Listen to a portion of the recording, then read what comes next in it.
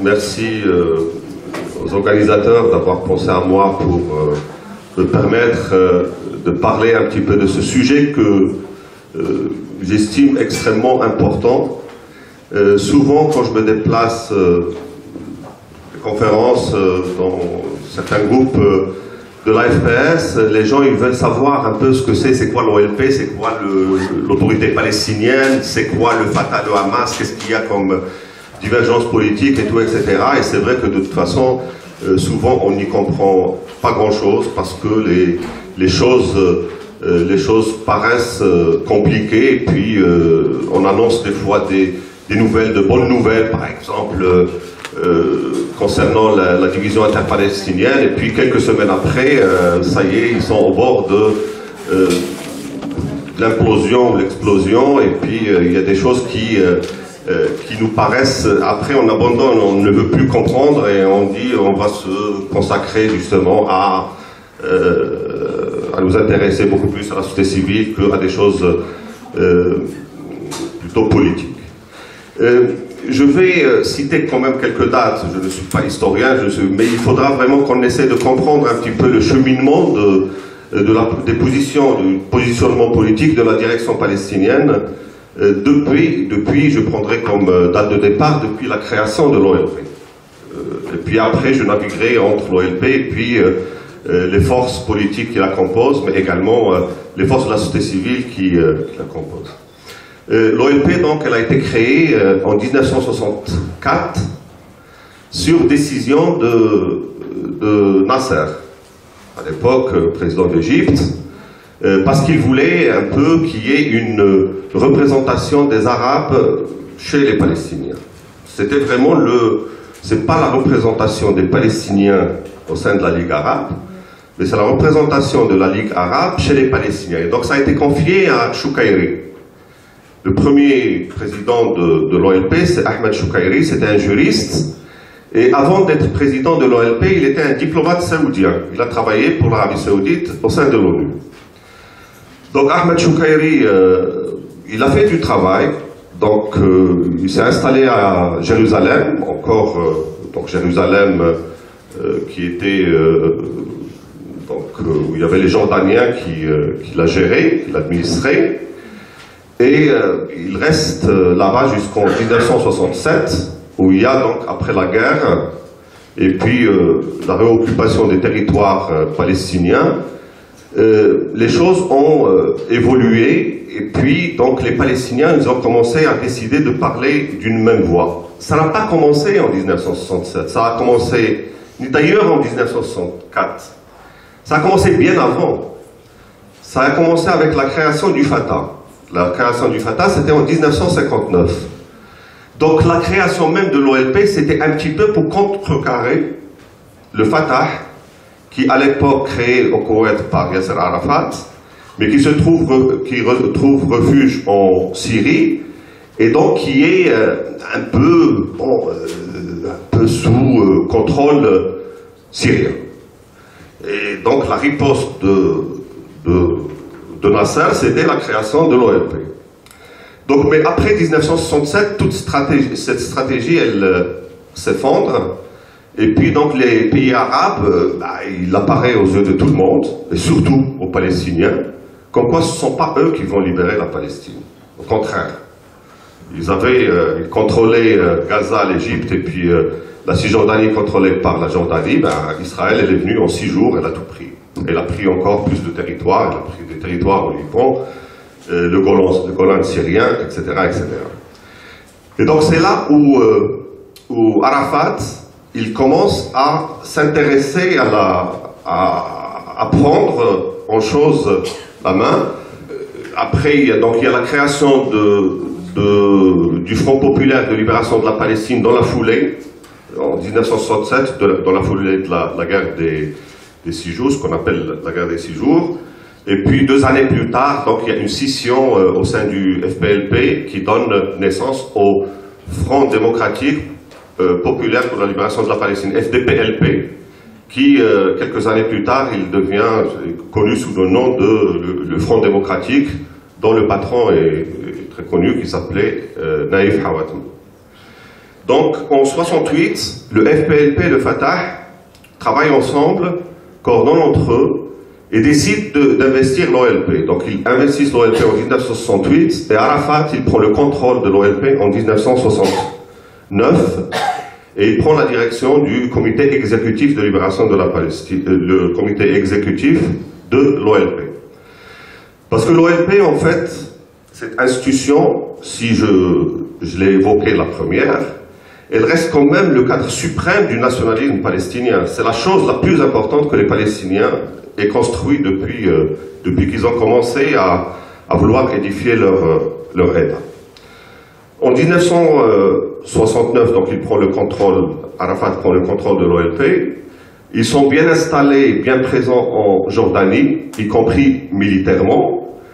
Et l'OLP s'organise et se renforce ses institutions. Donc il y a le Conseil national palestinien, c'est un peu le Parlement palestinien, donc composé, au début c'était 600 personnes, là le dernier qui s'est produit, ça fait à peu près 800 personnes qui composent le Parlement palestinien. Puis après il y a le comité exécutif de l'OLP, donc c'est la direction de l'OLP. Et puis il y a le comité central de l'OLP qui est composé d'une centaine de personnes qui se réunit, lui, entre celui qui s'occupe des affaires de l'organisation entre deux conseils nationaux palestiniens. Et puis il y a théoriquement, il y a une armée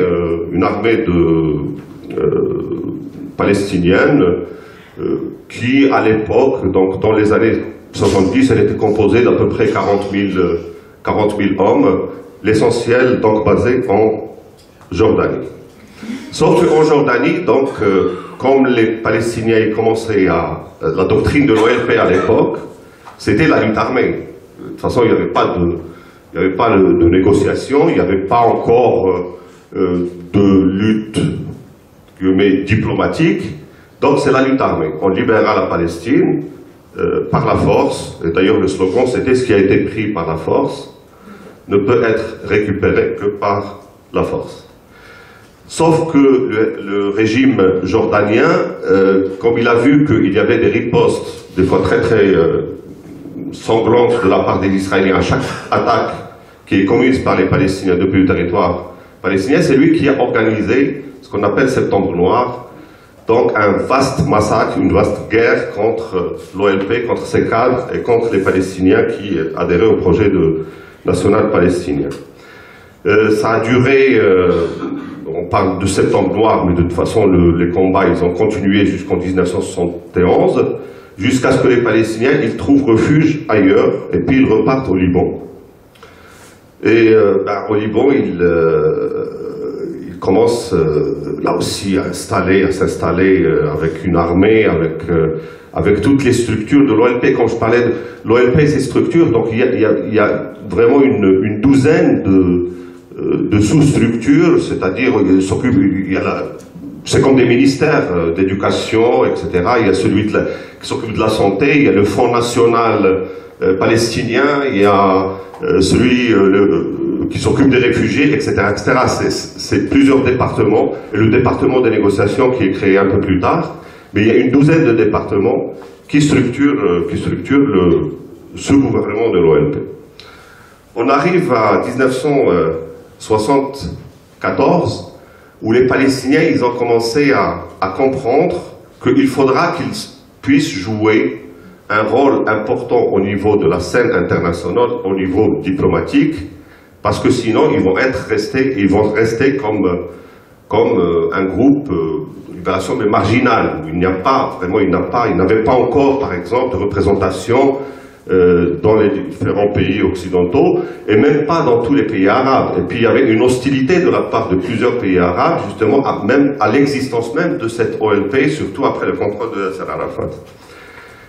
Et il y avait tout un travail de fond qui a été mené à l'époque pour que déjà la Ligue arabe reconnaisse l'Organisation de libération de la Palestine, chose qui a été faite en 1974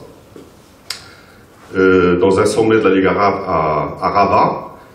Et il y avait je racontais hier à Bernard Ravenel quelques histoires, d'ailleurs, qu'on trouve dans un livre de Éric Rouleau qui s'appelle « Palestiniens sans patrie », donc où il interviewe Salah Khalaf, qui était Abu Iyad, celui qui a été tué, assassiné par les Israéliens en 91. C'était vraiment l'homme fort également, avec Arafat et avec Abu Jihad de l'OLP, où ils ont imaginé plein de coups possibles et imaginaires pour essayer de convaincre certains pays arabes, pour faire pression sur d'autres pays arabes, notamment par exemple le Maroc, sur la Jordanie, en faisant croire à la Jordanie comme quoi l'OLP avait déjoué des attentats contre le ministre des Affaires étrangères jordanien, pour obtenir en fin de compte cette reconnaissance en 1974. Cette reconnaissance d'ailleurs qui a ouvert un petit peu la voie à l'OLP pour aller vers l'ONU, et puis le discours de Arafat à l'ONU, et puis la voie également à l'ouverture de plusieurs représentations diplomatiques, notamment dans les pays européens. Mais 73 déjà, l'action diplomatique, elle avait commencé. 74, elle atteint un certain sommet. Arrivent des choses, des événements qui encore affaiblissent cette organisation qui avait quand même pu atteindre un degré de respectabilité qui était très important en 74. Donc ça commence par Camp David en 78, et puis la paix entre l'Égypte et Israël en 79, qui a été faite sur le dos des Palestiniens, et puis après ce qu'on appelle l'opération paix en Galilée d'Israël contre le Liban en 1982, et qui a mené au départ du combattant palestinien du Liban. Donc, après la perte de la première base arrière militaire qui est la Jordanie en 70-71, ils perdent la deuxième base qui était en 82, et puis après ils n'avaient d'autre choix que d'aller vers un autre pays arabe lointain qui est la Tunisie. Donc il n'y a plus de base arrière pour mener une lutte armée, et c'est là où il y a une nouvelle façon de penser de la part de l'OLP qui a été un petit peu encouragée par l'Europe de l'époque. Une date très très importante, je crois qu'il faut mentionner, c'est 1980. Mais ça ne s'est pas passé dans la région, ça s'est passé à Venise, en Europe. Pour la première fois, il y a l'Europe qui parle d'une seule voix concernant la question israélo-palestinienne, et puis qui décide de soutenir, si l'OLP en faisait la demande, la création de deux États, un État palestinien et un État israélien. L'État palestinien sur les frontières de 1967, avec Jérusalem-Est comme capitale. Arafat, séduit par l'idée, et surtout de toute façon après il n'a plus de base arrière militaire, mais il sait très bien que ça va être très très difficile pour le faire accepter par sa population. Il met 8 ans à le faire. 8 années de travail, 8 années de déclarations et de déclarations contraires, etc. etc. C'était quelqu'un de très très fort, c'était un excellent orateur, c'était quelqu'un qui essayait de dire une chose et presque son contraire, tout en plaisant à tous ceux qui étaient en face de lui, parce que en plus il jouissait d'une très très forte respectabilité, jusqu'à ce qu'il arrive à imposer à son camp l'idée même de l'État palestinien sur les frontières de 1967, avec Jérusalem-Est comme capitale. Ça c'est également pour, on a vu les débats de ce matin, hier et tout, etc., quand on parle d'un État, deux États, la solution de deux États, ce n'était pas une idée palestinienne, c'est une idée européenne. Mais les Palestiniens, ils l'ont accepté en 1988, parce qu'ils avaient reçu l'assurance de la part de l'Europe, comme quoi, une fois accepté, ça deviendrait vraiment un détail, son application. Mais bon, les promesses, comme on dit, n'engagent que ceux qui les entendent. Donc, 88, mais 88, Arafat, il peut le faire également parce qu'il y a l'OLP qui redevient au devant de la scène, effacée, mais elle redevient en 1987 avec l'Intifada. Et l'OLP joue encore un rôle très très important, même si l'Intifada, c'était des acteurs de l'intérieur qui l'ont fait. Arafat, il est encore à l'exil, avec Abu Jihad, avec Abu Iyad, etc. Mais 87, il ouvre la voie, on commence à reparler de l'OLP, et puis il y a les différentes formations politiques palestiniennes qui existaient en Palestine, notamment le Fatah, le FPLP, le FDLP et tout, ils s'engagent tous dans l'intifada. Au début, beaucoup plus le Fatah et le FDLP, mais rejoints après par le FPLP.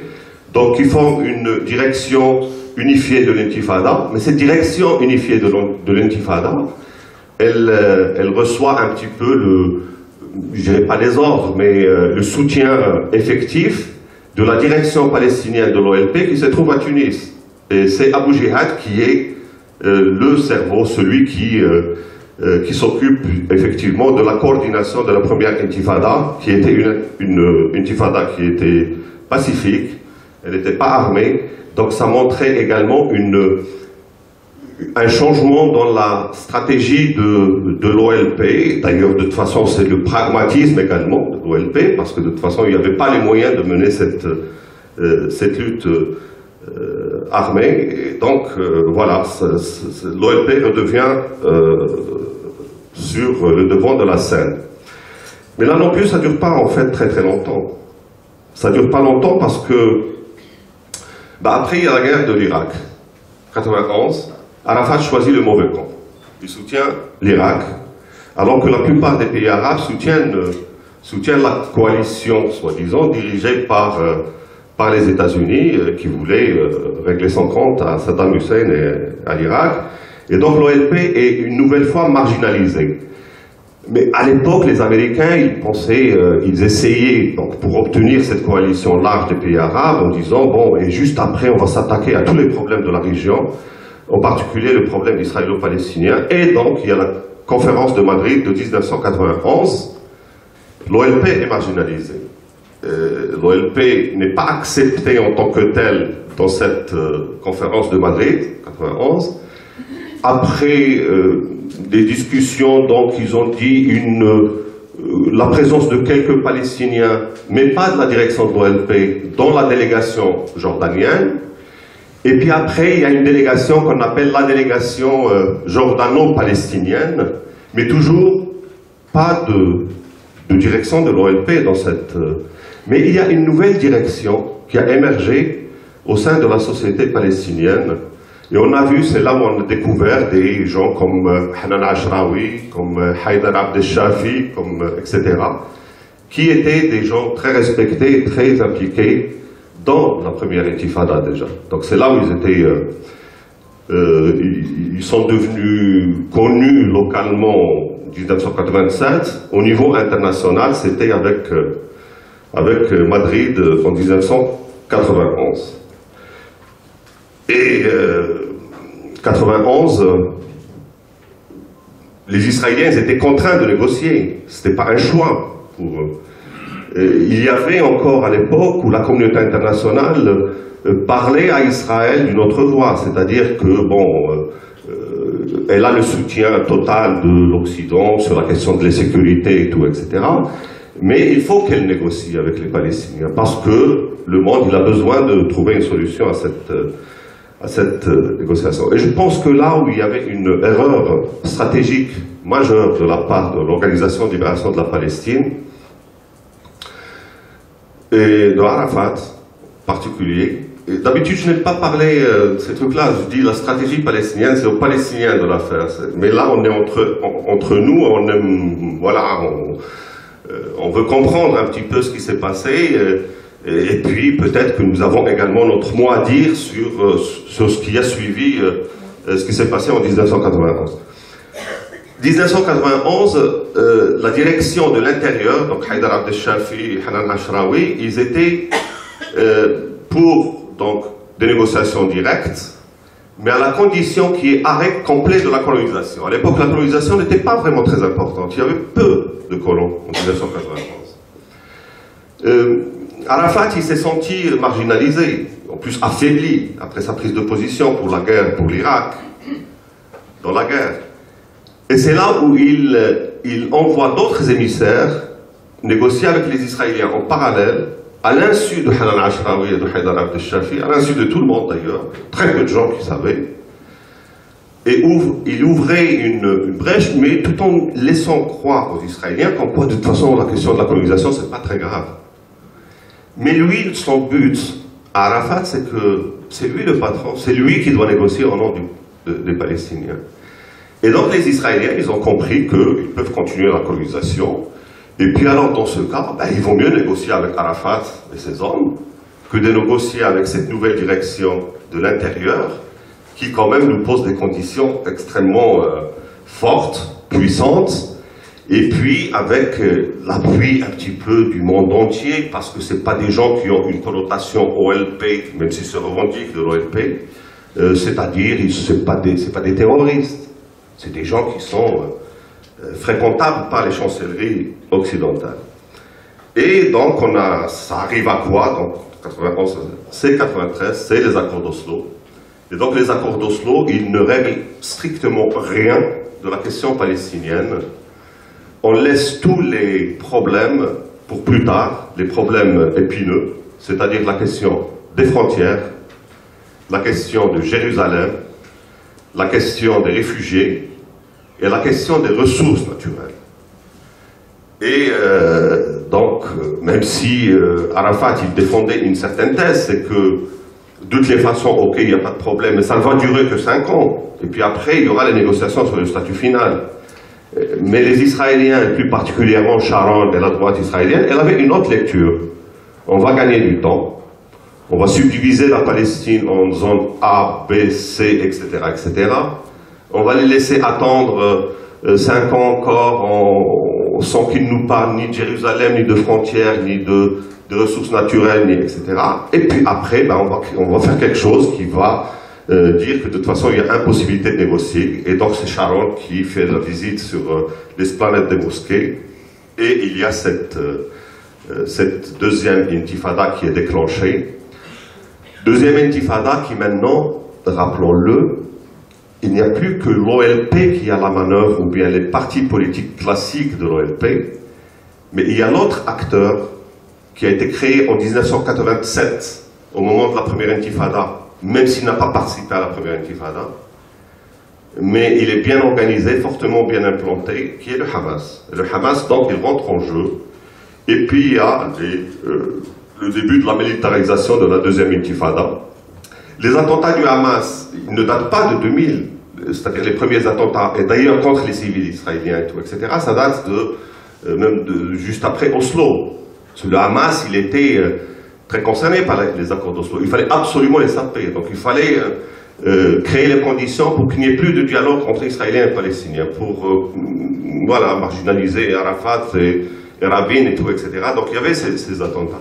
Mais il y avait quand même encore une volonté ou un front commun chez Rabin. Je pense qu'il était sérieux dans les négociations. Je ne le juge pas comme quelqu'un de positif, mais je pense que c'est quelqu'un qui était prêt à un compromis historique. Mais c'était également le cas de Yasser Arafat. Le Hamas ne voulait absolument pas de ces négociations. Donc Sharon non plus. Donc il y avait en fait les événements qui se sont produits après, les attentats, la répression contre la deuxième intifada 2000-2001, ça a arrangé à la fois le Hamas, ça a arrangé également le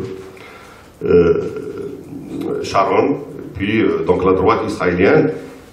Et il y a l'OLP n'est plus dans le jeu en fait. L'OLP en tant qu'OLP n'est plus dans le jeu. Nous ne sommes plus dans la configuration de 87 où il y avait les partis politiques affiliés à l'OLP. Plus particulièrement les plus importants, ce que j'ai cité tout à l'heure, c'est le FDLP, le FPLP, le Parti du Peuple, c'est le Parti communiste, créé en 1982, et puis le Fatah. Et puis avec une direction unifiée qui rendait compte directement à l'OLP. Donc nous ne sommes plus dans cette situation, nous sommes là maintenant dans une surenchère entre le Fatah, quelques groupes également armés de la gauche palestinienne, et puis il y a le Hamas. Et puis il y a les attentats qui se multiplient, il y a la surenchère, les attentats contre les civils, les attentats contre... etc. etc. Et puis donc, ça y est, on a oublié que de toute façon, 5 ans après 1994, c'est-à-dire en 99 ou 2000, il fallait ouvrir les négociations sur le statut final, pour aboutir à la création d'un État palestinien. Alors, l'OLP, est-ce qu'elle avait vraiment le choix dans... Je ne pense pas. Il y a des choses où il n'avait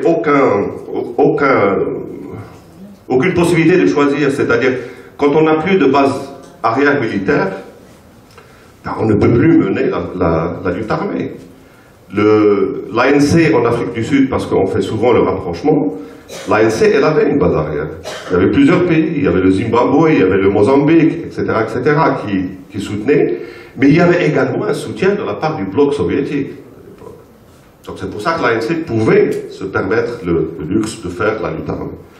Pour l'OLP, c'était pas possible. Et donc, peut-être que l'autre erreur qui a été menée à l'époque, c'est que, après Oslo, la direction palestinienne n'a pas su passer de la question de la résistance armée vers une résistance non violente. Elle n'a pas su négocier ce virage.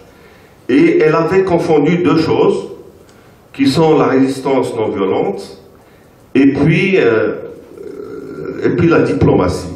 La diplomatie, c'est une chose, mais la diplomatie ne peut produire des fruits très importants que si elle est accompagnée par une résistance qui puisse donner de la voix à ceux qui négocient pour obtenir le maximum qu'ils puissent obtenir. Et donc l'OLP, elle est toujours, je pense, quand on parle avec les Palestiniens, toujours considérée comme l'unique représentant du peuple palestinien, l'unique et légitime représentant du peuple palestinien. Ça, c'est ce que la majorité des Palestiniens nous disent. Mais la majorité des Palestiniens savent également que l'OLP ne fait plutôt rien. Et d'autant plus qu'il y a la confusion dont j'ai parlé tout à l'heure, c'est qu'on n'arrive pas à faire la distinction entre autorité palestinienne, entre organisation de libération de la Palestine, etc. Sauf l'autorité palestinienne, normalement, c'est une création d'Oslo. L'autorité palestinienne, elle avait une durée de vie de 5 ans. Elle devait disparaître après 5 ans, c'est-à-dire avec le début des négociations sur le statut final. Or, elle s'est pérennisée, elle est devenue pratiquement comme un État, mais un État sous occupation, donc une administration qui gère un peu l'occupation à la part des Israéliens. C'est ce qui est, malheureusement, c'est comme ça que l'autorité palestinienne, elle est perçue par également la majorité des Palestiniens. Sur la question de l'arrêt de la coopération sécuritaire, c'est une des décisions qui a été prise depuis plusieurs années, régulièrement renouvelée, et prise d'abord également par le Fatah, son comité central, et puis par son congrès, et tout, etc.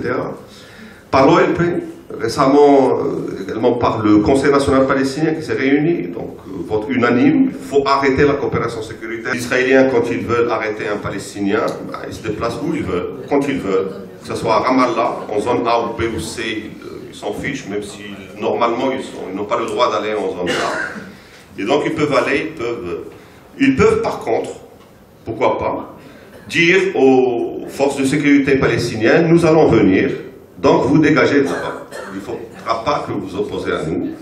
Et je ne pense pas que les forces de sécurité palestiniennes, ils ont les moyens de résister. Je vous donne quelques exemples des personnes qui ont été blessées à Gaza récemment. 13 000 personnes, donc, dont plusieurs par balle, presque la moitié, dont certains qui étaient dans un état extrêmement grave. Les hôpitaux de Gaza ne peuvent pas soigner tout le monde, donc il y avait des négociations pour envoyer certains en Égypte. D'autres ont été envoyés dans les hôpitaux de Cisjordanie. Et pour envoyer un malade de Gaza vers la Cisjordanie, il faut nécessairement passer par la coordination sécuritaire.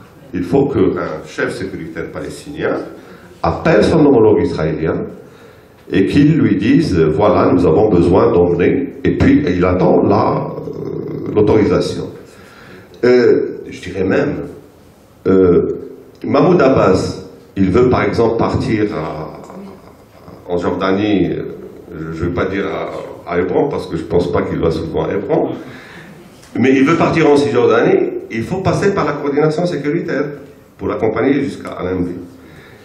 n'importe quel ministre de l'autorité palestinienne, pour se déplacer d'une ville palestinienne à une autre ville palestinienne, doit passer par la coordination sécuritaire. Et la direction palestinienne, elle est en train de faire le pour, le contre, puis voilà, ils sont pas peut-être encore, ils sont pas arrivés à faire un bilan définitif, décision prise et tout, etc. On va la faire. Et d'ailleurs, quand ils disent on va la faire, ils disent, c'est pas on va la faire. Ils disent nous transmettons au comité exécutif le soin de mettre en exécution cette, etc. Donc le comité exécutif ne s'est pas encore réuni pour mettre en œuvre cette décision. Je ne critique pas, je dis simplement qu'il y a un fait, et il y a une situation qui est extrêmement difficile. Je ne dis pas qu'il faut dissoudre l'autorité palestinienne, ça serait mieux de dissoudre, je ne dis pas qu'il faut la garder, je dis simplement qu'il y a un constat de fait qui fait que la situation de la direction palestinienne, elle est extrêmement difficile. À ceux qui disent non, il faut vraiment la dissoudre, parce que comme ça on laisse la population directement sous occupation et puis Israël serait obligé de subvenir à leurs besoins. Je dis non, mais c'est Israël, les amis. On parle d'Israël. Israël n'est obligé de rien faire. La 4e convention de Genève s'applique à tout le monde sauf à Israël. Israël, elle contrôle la zone C. Selon les accords d'Oslo, toute la population qui habite en zone C, normalement, c'est Israël qui doit subvenir à ses besoins, en matière de santé, en matière d'éducation, en matière de logement, et tout, etc. Nous sommes tous allés dans la vallée du Jourdain, et nous avons vu dans quelles conditions vivent les Palestiniens en zone C. Donc Israël ne respecte pas le droit international, ni le droit international humanitaire, et personne n'impose à Israël de respecter. Donc pourquoi Israël prendrait en charge les Palestiniens de Cisjordanie ou de Gaza ou quelque chose comme ça? D'autant plus que si on lui offre ce cadeau, elle peut carrément voilà, construire un mur avec Gaza puis leur dire bon voilà, vous pouvez même prendre la mer, allez vous jeter dans la mer, faites ce que vous voulez. Et puis le reste, bon, on va gérer la Cisjordanie comme on peut. Donc ça c'est la première difficulté. La deuxième c'est, je reviens un petit peu tout à l'heure, l'OLP n'a pas su négocier ce passage de la lutte armée vers la résistance non violente, même si c'est dans ses slogans. Ouais. D'ailleurs, j'ai été invité au Conseil national palestinien le dernier avril, j'ai entendu les discussions, c'est très intéressant, ils sont tous pour cette résistance, pour la soutenir, pour etc. etc. Mais dans les faits, on ne voit pas d'organisation de cette résistance populaire par l'OLP. Elle existe, mais elle n'existe pas. Diverses forces. Je vais donner quelques exemples. Alors que la première intifada, c'est l'OLP qui organise. Quelques exemples, c'est le soulèvement de Jérusalem de l'été dernier, où tout le monde pensait que la situation à Jérusalem était complètement verrouillée, surtout depuis 2010, lorsque, pour effacer la présence de l'OLP à Jérusalem, la Maison d'Orion, toutes les institutions, elles sont au nombre de 34 institutions palestiniennes, ont été fermées, complètement fermées. Alors qu'en 1993, il y avait des déclarations qui sont toujours filmées, documentées, tout, etc., du ministère des Affaires étrangères israélien de l'époque, qui disait « mais on ne touchera jamais aux institutions palestiniennes de l'OLP à Jérusalem, parce qu'ils vont nous aider à maintenir le calme, à ceci, cela, etc. etc. » 2010, tout est fermé. Toutes les institutions.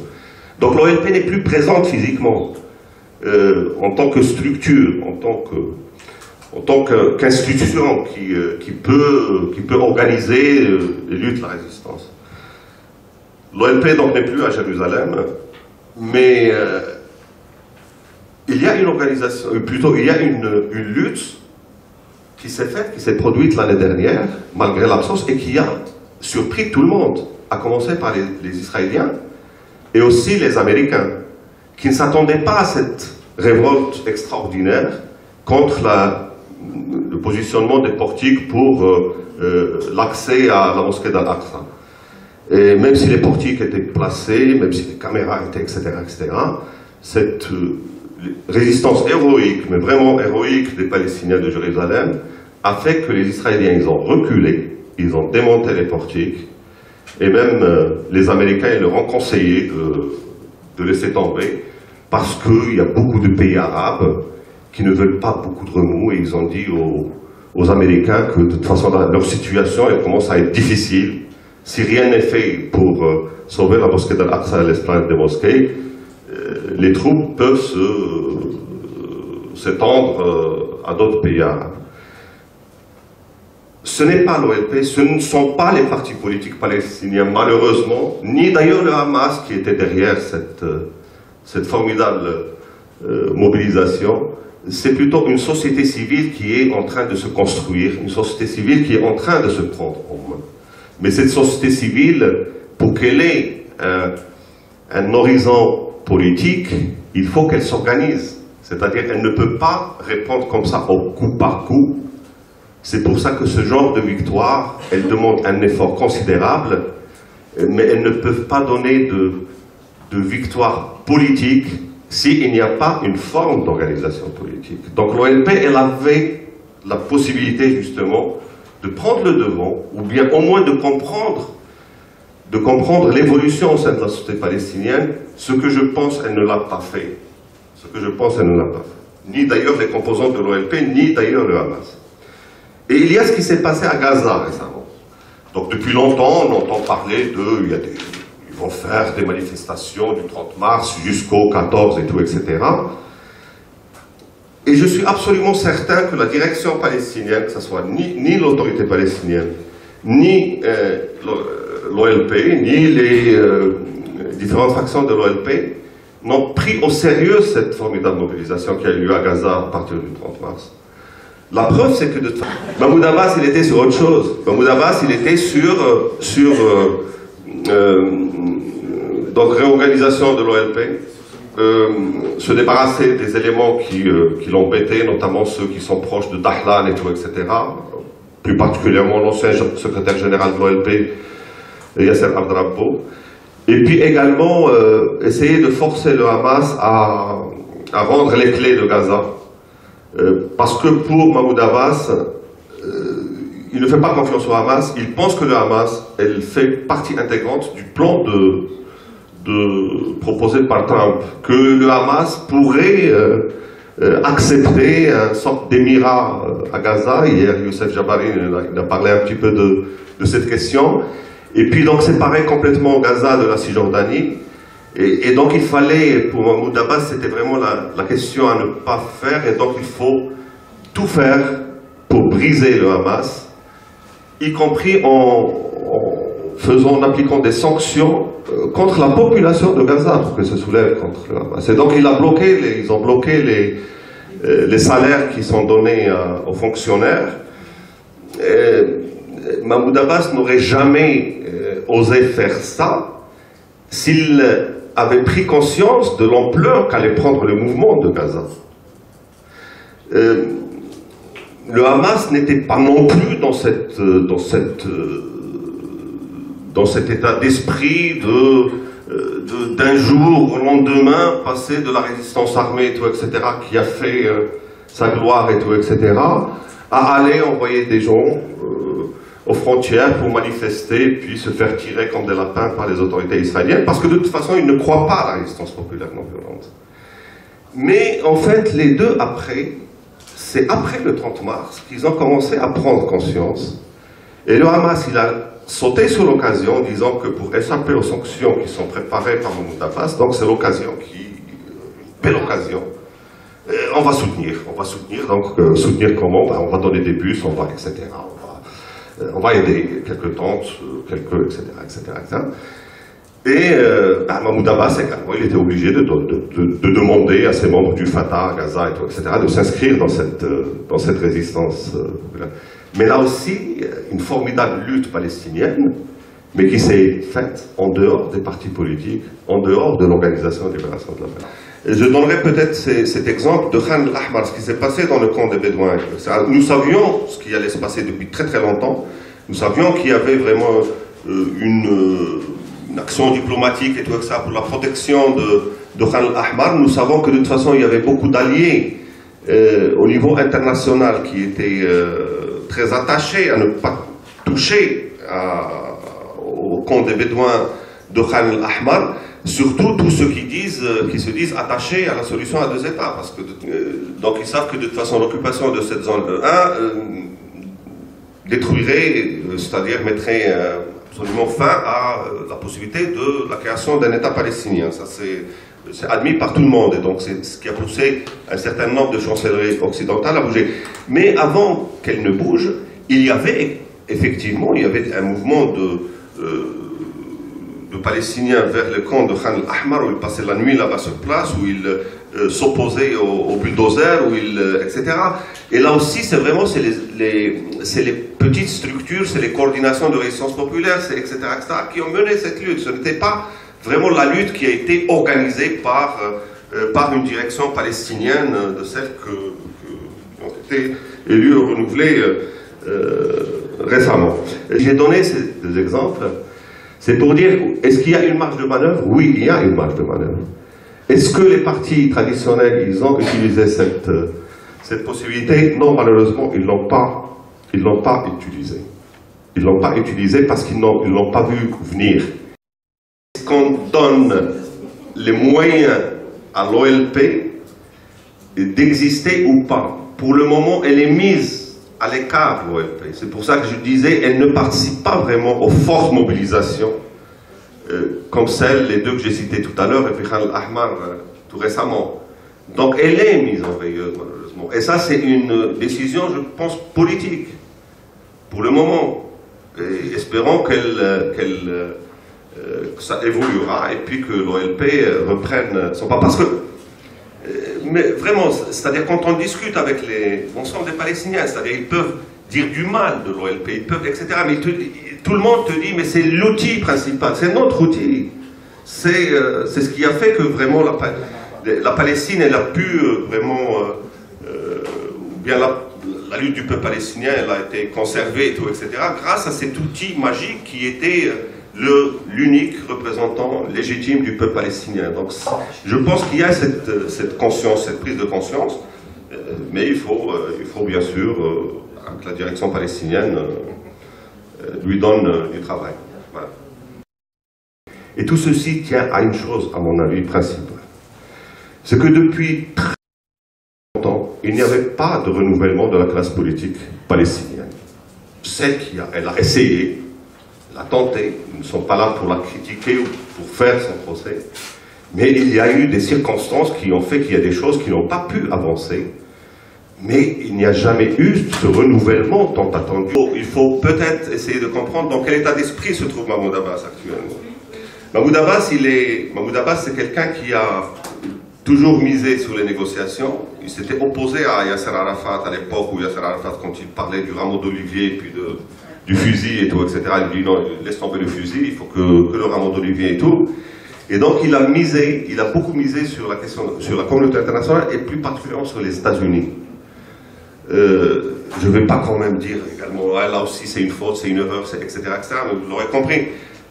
En 2013, avant le round de négociations sous l'égide de John Kerry, une interview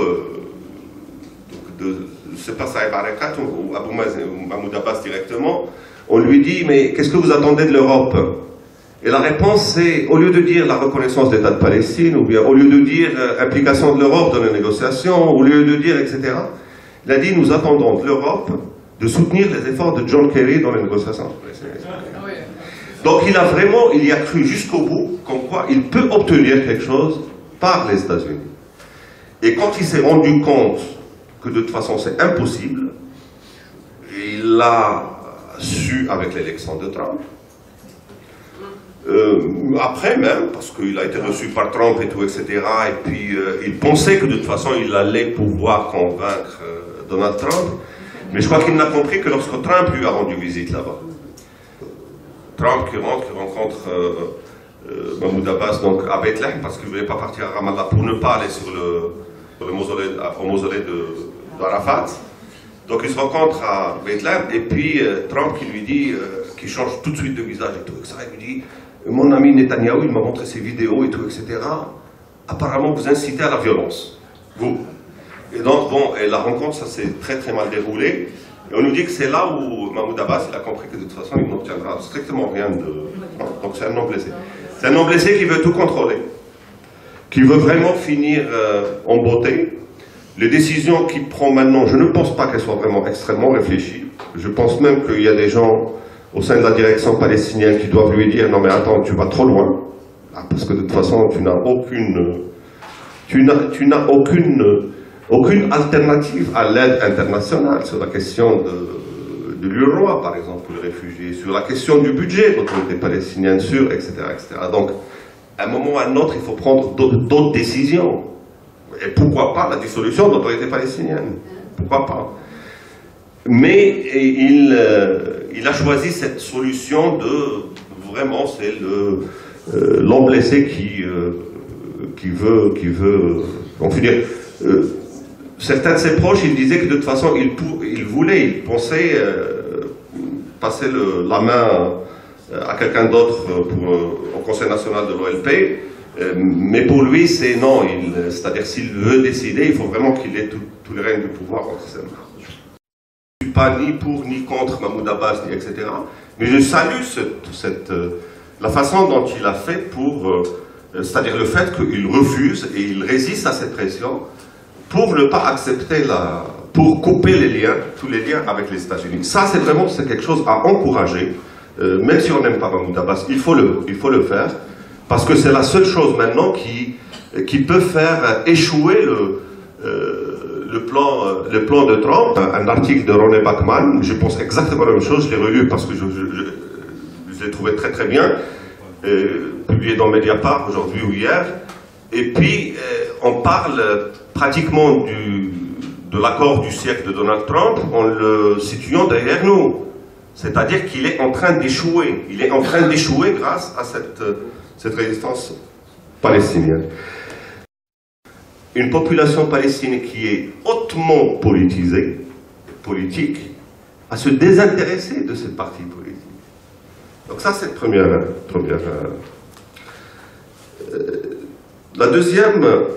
un deuxième point qui est peut-être à souligner, on ne peut pas vivre que sur les acquis diplomatiques. Et je ne veux pas les minimiser. Ce qui a été obtenu par les Palestiniens est extrêmement important.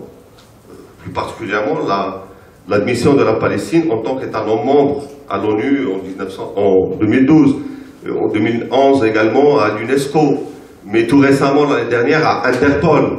Interpol, ici, peut-être vous n'aimez pas beaucoup la police, mais ça reste l'organisation de l'ONU, c'est la plus importante organisation de l'ONU après l'Organisation des Nations Unies, Interpol. Celle qui gère les relations entre les différentes polices. Et ça a été obtenu c'est-à-dire à l'issue d'une lutte finale, mais il y avait des pressions très très fortes de la part d'Israël, des États-Unis et tout, etc., pour que les Palestiniens n'accèdent pas à Interpol, parce que l'accès à Interpol, c'est l'accès également à certains fichiers, et tout, etc., que les Israéliens ne veulent pas que les Palestiniens voient. La Palestine, elle est en train d'essayer d'adhérer à l'organisation, au traité pour l'interdiction des armes chimiques. Normalement, il faut dire oui, et applaudir des deux mains. En fait, qui c'est qui sert d'intermédiaire pour essayer de dissuader les Palestiniens? C'est la France. C'est la France qui dit non, non, attendez, c'est pas important, qu'est-ce que vous allez faire avec le truc? Vous n'avez pas d'armes chimiques, pourquoi vous voulez signer le truc et tout, etc. Non, on veut signer pour montrer que nous sommes vraiment pour, etc. Non, mais écoutez, vous allez. Après, il y a les Américains et les Israéliens qui vont se fâcher, ils vont se retirer et tout, etc. Non, mais ils ne sont pas membres.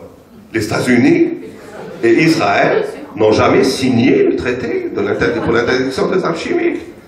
Donc, où est-ce qu'il y a le problème? Non, le problème, il réside dans le fait qu'ils ne veulent pas que, par exemple, un truc important, que la Palestine soit signataire et Israël non signataire. Parce que ça va donner l'image d'Israël qu'elle mérite. Les Palestiniens, ils vont adhérer jusqu'à maintenant. Je discutais avec un responsable palestinien, justement, récemment, quand j'étais au truc. Il m'a dit, ça fait la 3e mouture qu'on fait pour plaire aux Français. Pour que voilà, ils nous laissent enfin déposer, justement, cette demande d'adhésion pour le traité contre le... donc voilà, nous sommes, oui, la France, elle a un double langage. N'oublions pas la chose suivante, c'est que il y a une loi du Congrès américain qui menace de... D'ailleurs, elle met à exécution toute organisation des Nations Unies qui accepte la Palestine en son sein.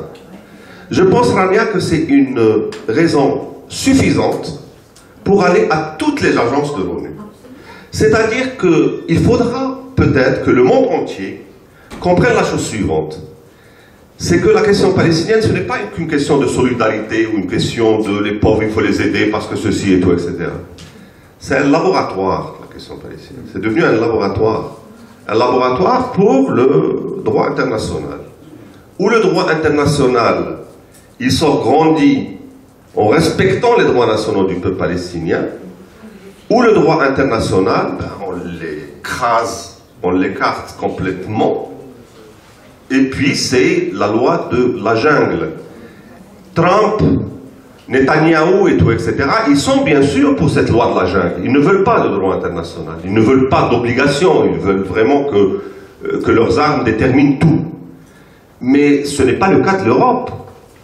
Et c'est cette question palestinienne, si on l'utilise à bon escient, correctement, c'est là où on peut creuser l'écart, ou bien on peut pointer les contradictions et les rendre très visibles entre un certain nombre des pays européens qui sont encore attachés au droit international, même si vraiment c'est pas vraiment leur...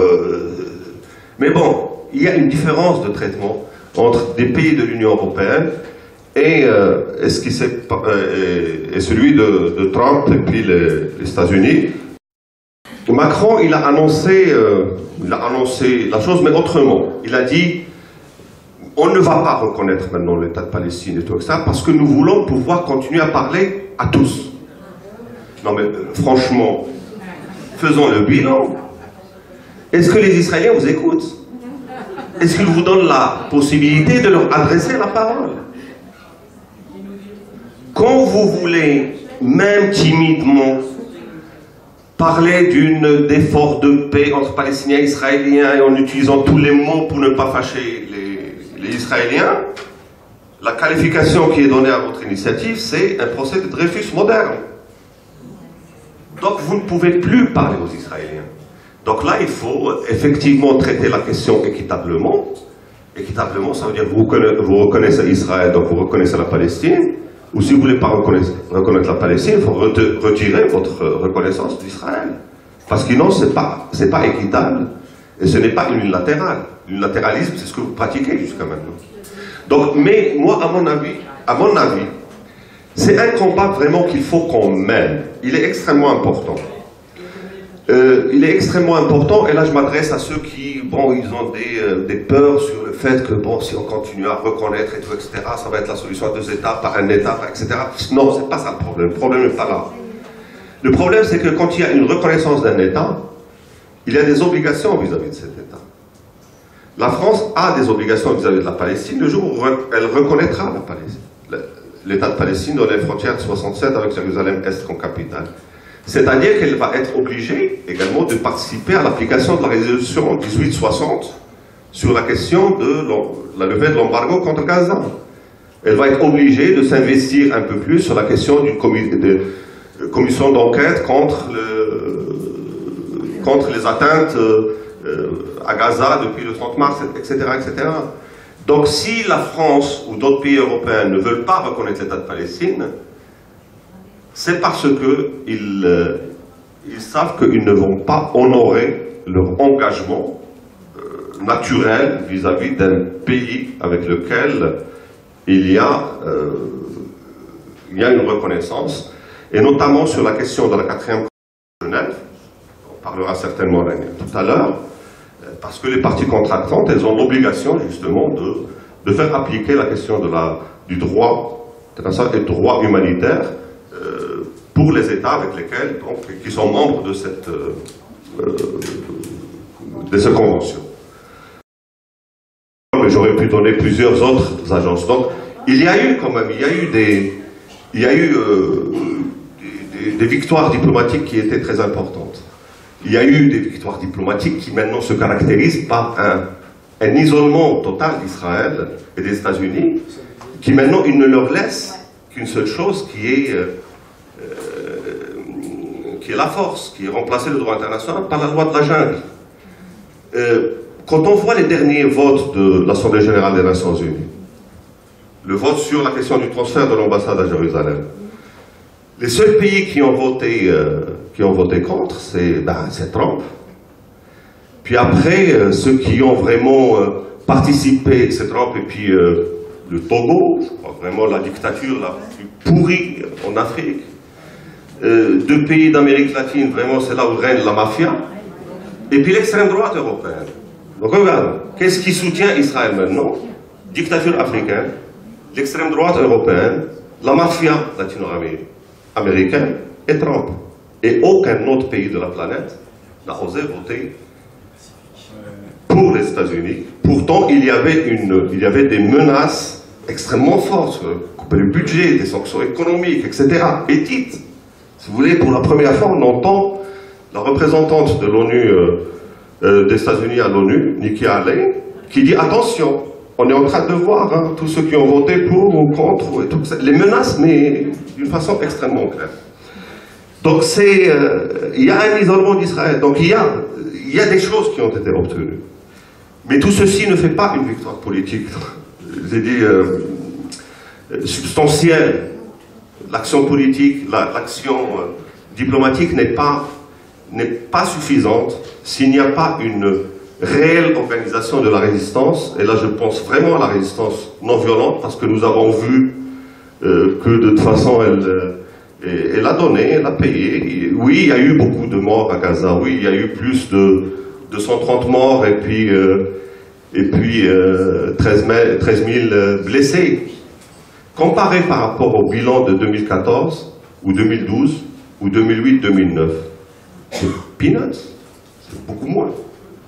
Mais regardez l'apport politique de ces manifestations du 30 mars jusqu'à maintenant, parce que ça a continué même au-delà du 14, il est considérable.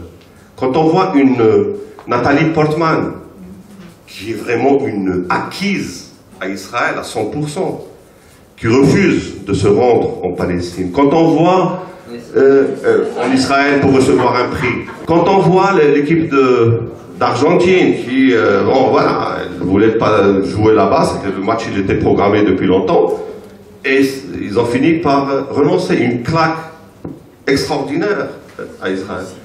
Quand on voit toutes les prises de position des uns et des autres, et pourquoi? Parce que tout ceci a laissé une trace. 2014, 2012, 2008, 2009, il y avait une population palestinienne qui se faisait massacrer par des bombes. On voyait les corps après, mais on ne voyait pas le processus de mort. Ce qu'on a vu entre le 30 mars et maintenant, c'est des soldats israéliens qui tiraient sur des Palestiniens, qui les tuaient et qui faisaient la fête. Et tout ceci, ça peut vraiment changer la donne. Et tout ceci, j'espère que la direction palestinienne, que les partis politiques palestiniens, etc., se mettent au niveau de la résistance du peuple palestinien et puis essayer justement, au moins, enfin, de transformer ce drame en une victoire politique. Ceci, malheureusement, pour le moment, on ne le voit pas parce que est très très difficile à expliquer. Le maintien de cette division est quelque chose qu'on ne peut pas expliquer. Ce n'est pas possible. D'autant plus que, autant avant, on pouvait l'expliquer par des divergences politiques fondamentales. Or, depuis l'élection de Sinwar à la tête du mouvement Hamas et puis Ismail Haniyeh à la place de Khalid Meshal, etc., ils sont, le Hamas également, il est sur la question de la création d'un État palestinien. Donc il y a vraiment beaucoup de choses beaucoup de choses politiques sur lesquelles Fatah, Hamas et puis d'autres organisations palestiniennes sont d'accord. Donc il y a d'autres obstacles, et ces autres obstacles, je pense qu'ils disparaîtront, mais s'il y a vraiment soit une réelle volonté politique, soit un renouvellement total de toute la classe politique palestinienne, chose qui arrivera certainement si jamais cette direction n'écoutera pas la population palestinienne qui paie très cher sa résistance. C'est quoi la société civile? Tout à l'heure, j'ai parlé par exemple de Jérusalem. J'ai dit Jérusalem, toutes les institutions de l'OLP sont fermées, donc pour éradiquer la présence de l'OLP. Mais il y a plusieurs ONG, plusieurs petites ONG ou grandes ONG qui continuent à travailler à Jérusalem, même dans des petits quartiers, Hayel Boustan, ou bien etc., qui continuent à travailler dans tous les domaines, le domaine de l'éducation, dans le domaine de la santé, dans le domaine de... etc. Et donc, pour maintenir un certain tissu associatif, malgré le manque de moyens, et tout, etc. Et d'ailleurs, ce sont ce genre d'associations qui existent à Jérusalem, qu'il faut peut-être que nos groupes locaux de la FPS, mais également nos partenaires, et tout, etc., s'engagent à soutenir, comme par exemple le projet qui est en train d'être monté par un certain nombre de municipalités de la région parisienne, pour soutenir certaines associations qui travaillent au quotidien dans les différents quartiers de Jérusalem, surtout ceux qui sont menacés de démolition. Donc ce tissu, même s'il n'est pas vraiment organisé, tout, etc., il constitue un maillage qui est très important au sein de la société civile palestinienne. Et donc c'est cela qu'on trouve généralement dans les différentes révoltes. Sur la question de la marche pour Gaza, comment on peut voir ça? Si vous voulez, Gaza, elle était... la participation des éléments de Gaza dans la première intifada et dans la deuxième était extrêmement importante. Et c'est des gens qui après, pour un certain nombre, ils se sont éloignés de la politique, mais ils ont investi un champ associatif, d'association de droits de l'homme, etc., etc. Et qui, là récemment, ils ont vraiment senti le danger qui guette depuis l'élection surtout de Donald Trump, avec ce qui se passe à propos de Jérusalem, la tentative de liquidation de l'UNRWA et donc de la question des réfugiés, la question de la liquidation des droits nationaux du peuple palestinien en reconnaissant par exemple la colonisation par le département d'État américain ou par d'autres institutions américaines, etc. etc. Ils ont senti le danger, et ils ne comprennent toujours pas, ils ont raison, la poursuite de cette division palestinienne, parce que on est face maintenant à des gens qui sont irresponsables. On ne peut pas continuer, se permettre le luxe de la division, alors qu'il y a le feu dans la maison.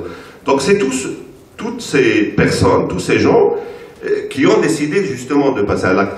J'ai vu beaucoup de gens qui même écrivent des articles et tout, etc., qui critiquent un peu les ONG palestiniennes, puis ils sont pas forcément corrompus, mais bon, loin de la lutte du peuple palestinien. C'est des gens qui vivent avec les dons de l'étranger, notamment de l'Europe et tout, etc. Donc on ne peut pas compter sur eux, sur le truc. Erreur, je crois, d'abord. Si on prend sur le domaine strictement droit de l'homme, je cite 4 organisations qui sont fort respectables et ils font un travail remarquable.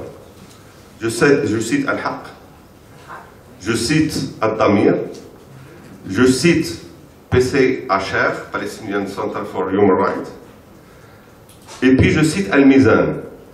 Donc 4 associations qui constituent le tissu associatif pour les droits humains le plus important en Palestine, donc Gaza et Cisjordanie, mais également qui opèrent également à Jérusalem. Ces 4 associations sont extrêmement investies sur tous les dossiers qui sont préparés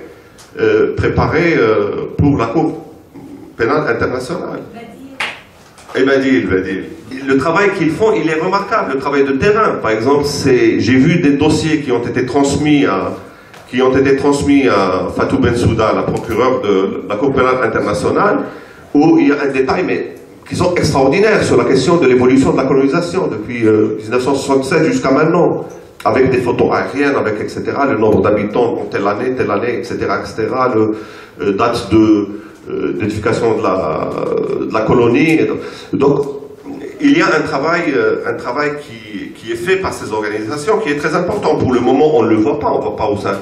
Mais le jour où, et j'espère, là, Cour pénale internationale s'intéressera à la question palestinienne, elle aura tous les documents nécessaires. Et les documents, donc ce sont vraiment les produits de ces organisations de droits de l'homme qui méritent également notre soutien total. Alors, je pense qu'il y a quelques lacunes, justement, dans le travail de la direction palestinienne.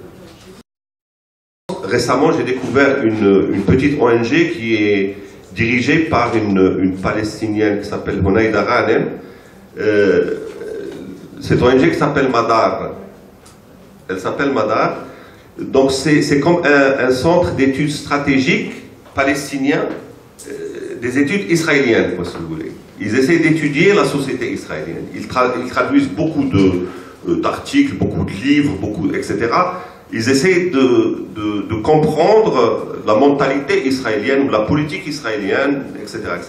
Vraiment un travail remarquable ce qu'ils font. Et on ignorait, moi j'ignorais en tout cas l'existence de cette ONG.